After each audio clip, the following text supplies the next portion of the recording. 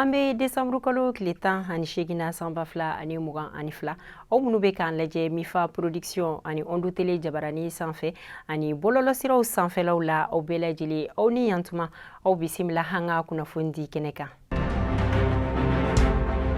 An ka kunnafoni kunfɔlɔ an bɛ o daminɛ ni an ka wasabulon o ɲɛmɔgɔba ye ni o ye Maliki Jaw ye CNT la. Décembre kalo tile 14 tɛmɛni sanba fila ani 22 a ye Burkina wasabulon o ɲɛmɔgɔba ni o ye Dr Ousmane Bokuma ka o bisimila an ka jamana kɔnɔ. O ye wagati 72 ɲɔgɔnna de kɛ an ka jamana na. A ka ninalen tun bɛ ka boli fɛn min kan o ye Mali ale ni Burkina faso olu ka jɛɲɔgɔnya tɔ bɛ se ka sinsin cogo min.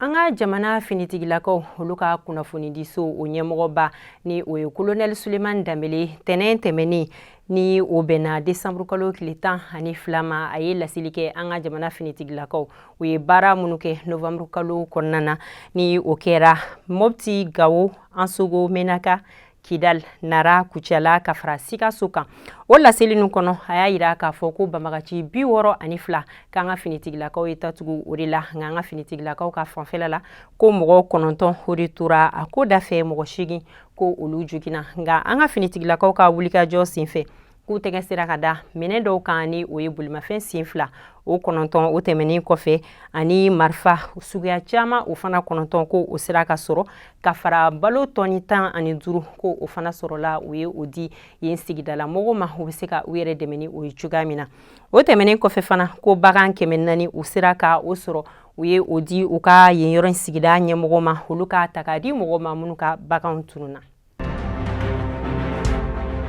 N'an bɔra yen an bɛ taga Mopti fanfɛla la u ka dugu dɔ bɛ yen n'a bɛ fɔ o ma ko Kɔnbadaga ale bɛ Jalobe o cercle fanfɛla de la an ka finitigilakaw ye wulikajɔ dɔ kɛ o senfɛ ni o sera ka bɔ bagan 505 de kan ni banbagaciw kun ye o minɛ yenkaw fɛ ko u bɛ o kɛ nisɔngɔ ye an ka finitigilakaw tɛgɛ sera ka dani kan u kɛlen ka o sɔrɔ décembre kalo tile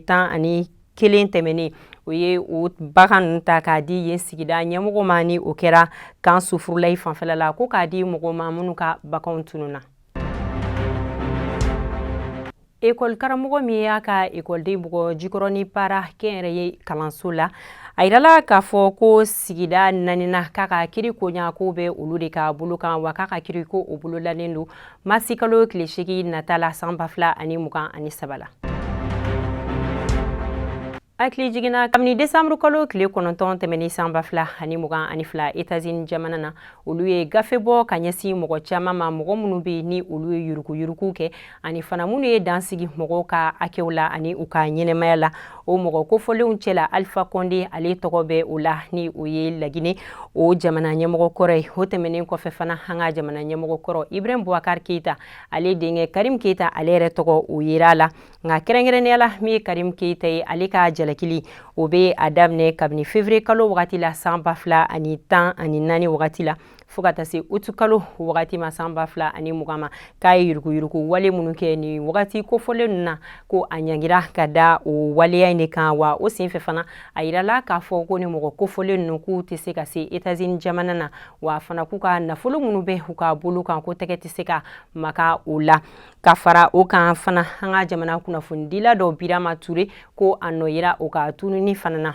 o senfɛ min ye Karim Keita ye ale bɔra ka jaabili kɛ ni wale in na Karim Keita a ka kuma na a y'a yira k'a fɔ ko jalakili minnu talen don ko k'ale sɛgɛrɛ k'ale sen tɛ a la wa fana ko ale hakilila ko kiri baarakɛlaw ko olu de bɛ se k'a fɔ ale ɲanginen don nin ko in na nka ko mɔgɔw bɛ ka kuma minnu fɔ ale ma ko dalu jɔnjɔn tɛ u bolo min bɛ se ka sɛbɛntiya k'a fɔ ko ale ye nin wale in kɛ ko ale sen tɛ a ko la. Hali bi États-Unis kaw olu ye gafe dɔ bɔ ka ɲɛsin cɛ dɔ ma ni ale ye Moritani n'a si bɛ taa san 40 ɲɔgɔnna la n'a bɛ fɔ a ma ko Fawaz Ould Ahmed n'a dɔnnen don tɔgɔ min na o ye Ibrahima ye. Hakili jiginna san 2015 wagati la bingali dɔ kɛra an ka jamana na ni o dɔ kɛra u ka restaurant dɔ la n'a bɛ fɔ o ma ko Terrasse o tɛmɛnen kɔfɛ fana ani hôtel Radisson bingali wale dɔ kɛra yen fana na ni o senfɛ américain dɔ kun bɛ o la n'ale tora a ko da fɛ i n'a fɔ mɔgɔ caman wɛrɛ fana. Ni cɛ masina américain fɛ u ye jalakili ta ka a sɛgɛrɛ ka ɲɛɲini ta ka a sɛgɛrɛ ko sabula ka a sen bɛ ni waleya na ko ni mɔgɔ caman tora a ko da fɛ. Ni cɛ masina a ye jɛkulu dɔ o ɲɛmɔgɔ ye ni a bɛ fɔ o ma ko Alimura Bitun. O jɛkulu o ɲɛmɔgɔ don. Ni jɛkulu kofɔlen a bɛ jɛkulu dɔ o fana bolofara de don ni a bɛ fɔ o ma ko Al-Qaida. Alima Sise ale ye Malienne muso ye. Ala ye den 9 don min garijɛgɛ la ni o kɛra mai kalo tile 4 san 2021 na n'a ka jigini o sera ka kɛ Maroc o kɛnyɛrɛ ye lapitaniso la. Bibi na a yirala k'a fɔ ko ni muso masina ani a den 9 bɛɛ lajɛlen ko décembre kalo tile 13 tɛmɛnen ko a ɲuman sera Mali la wa ko mɔgɔ min ye a bisimila an ka jamana pankuru kɛnɛ kan ko ye an ka kɛnɛya minisiri ye ni o ye Madame Djeminatou Sangare. An b'an ka kunnafoni ka a kuncɛ Congo dɔnkilidalaba dɔ ye n'a bɛ fɔ a ma ko Elisabeth Tiala Muana. Ale kun ye dɔnkilidalaba ye Congo o jamana na. A ye baara suguya caman kɛ, a kun bɛ dɔnkɛw fana kɛ ka fara politigiw kan ani baara suguya wɛrɛw fana a kun bɛ nin bɛɛ lajɛlen kɛ. Ala ye a miniji dɔgɔya n'o kɛra décembre kalo tile 10 tɛmɛnen ka to Kinshasa. Ni muso masina a bangera san 1958 ni o bɛnna mai kalo tile 13 la. A fatura k'a si to san 64 de la.